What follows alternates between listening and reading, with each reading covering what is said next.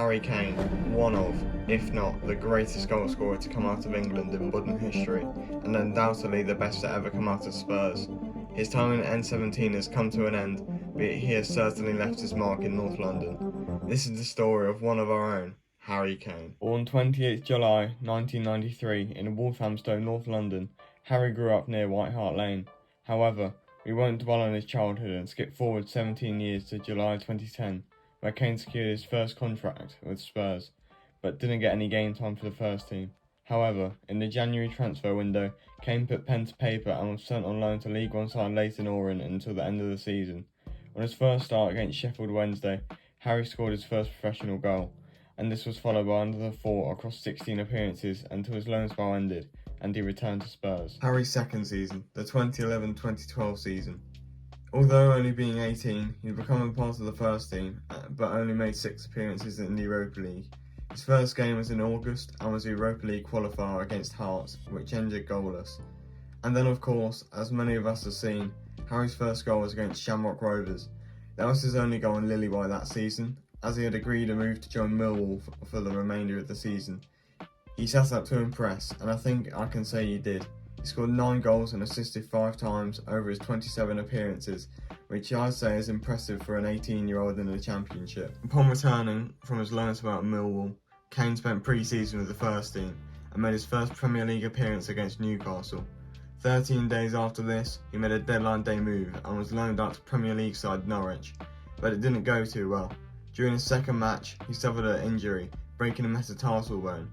Harry returned to action just after Christmas, but couldn't make an impact before he was recalled from loan due to Spurs' lack of attacking options. You may think this is where Kane broke into the first team, but after being recalled, he was sent back on loan to the Championship side Leicester for the remainder of the season. He made 13 Championship appearances for the East Midlands club, but only scored 2 goals and was unable to help them achieve promotion through the playoffs. 2013-14, and I'd say Harry was making his way into the first team. He made 19 first-team appearances, scoring 4 goals and also created 4, but he also made 8 PL2 appearances where he scored 8 and assisted 5. It was clear that he was ready for first-team football, but was he ready for the Premier League? I think next season proves he is. It took until matchday 10 of the 2014-15 Premier League season for Kane to score his first goal, but once he got going, there was no stopping him. At the age of 21, he scored 21 goals over 34 games, including a brace against Arsenal in the North London derby, a brace against Chelsea, and a maiden hat-trick in a 4-3 win against Leicester. Furthermore, he made his England debut, and you can't forget that he won PFA Young Player of the Year. The new season rolled around, and Harry was on fire under Mauricio Pochettino. In the 2015-16 Premier League campaign, he scored 25 times and had been to win Spurs their first Premier League, but of course, it didn't happen, and Leicester unbelievably took first place, Spurs dropping down to third after being in a prime position to go on and win the league. The next season, he added another golden boot onto last year's as he scored 29 goals in 30 games, but this year didn't come without its injury issues. During the first half of the season, Harry injured his ankle, which left him out for 5 weeks, and once again he injured his ankle in a cup match in March, which left him out for another month. Despite this, Kane was on 22 goals with 2 games to go in the season, second in the goal scoring charts behind Lukaku, but in the final 2 games he scored 7 goals in wins against Hull and Leicester, which put him top of the goal scoring charts. Furthermore, the league once again slipped away from him and Pochettino as they finished runners-up, only behind Chelsea, who finished on 93 points, and Spurs finished on 86.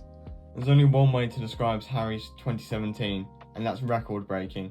In the calendar year, he scored 56 goals, and that's more than Messi and Ronaldo, who were both in their prime at the time.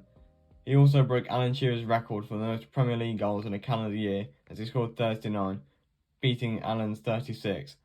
At the end of the 2017-18 season, his stats were outstanding. He scored 41 goals in 48 games in all competitions, and this solidified his status as a world-class striker.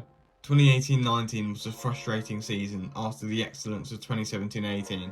In January, he injured his ankle ligaments once again, and this left him out of the team until the end of February, where he scored on his return.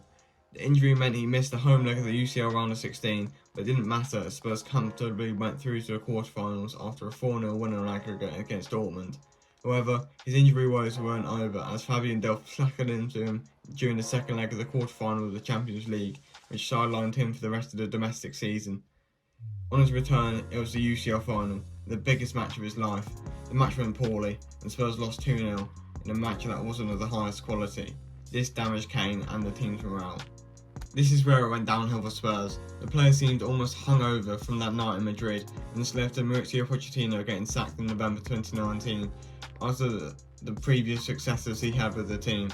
He was replaced by Jose Mourinho, and the two seemed to get on well, but once again he was hindered by injury as he damaged his hamstring on New Year's Day against Southampton. This left him out until the COVID restrictions were lifted and football could return from the dark days of the pandemic.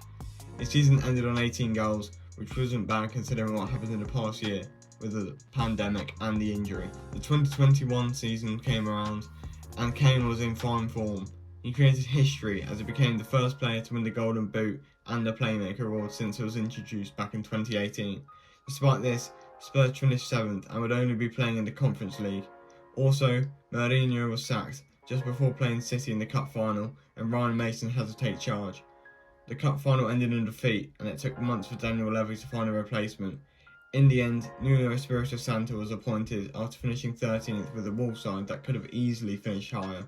Therefore, Kane was wanting out. He hadn't won a trophy, the club wasn't going in the right direction, and Manchester City were knocking on the door. City were desperate to sign Kane and bet £120 million to get their man, but they failed. Somehow we kept our man, our talisman, one of our own, but he didn't seem his usual self. It took him 3 months to score his first Premier League goal of the season, which was very unlike him. In November, Nuno was sacked after 10 games and Antonio Conte was appointed. This seemed to give him a very good confidence boost. As 2022 came by, he found himself again and reverted back to type, and he seemed to be enjoying his time under Conte. Ended the year with a reasonable 17 goals and 9 assists and a spot in next year's UCL. Last season, Harry was playing at an unbelievable level compared to the rest of the squad. Despite scoring 30 goals, he played much deeper and liked to drop in to ping passes to Sona Kulusevski. He scored in 26 games out of the 38 he played, which is outstanding, especially in a Spurs side that finished 8th. The defence had let us down once again, and we dropped out of Europe for the first time in 13 years. On the upside, he became Spurs' all-time record goal scorer and moved up to second on the all-time rankings for the Premier League goal scorers. But that didn't take away from the fact that the manager merry-go-round had happened again, with Conte being sacked in March and Mason being put back in charge for his second run as interim manager. It took months once again to find a replacement. Harry was sick of it, and then this summer came around. As of now, Harry is left for Bayern Munich, which is a real shame, but we all saw it coming. But anyway, thank you very much for watching, hope you enjoyed, and I'll see you in the next one. Peace.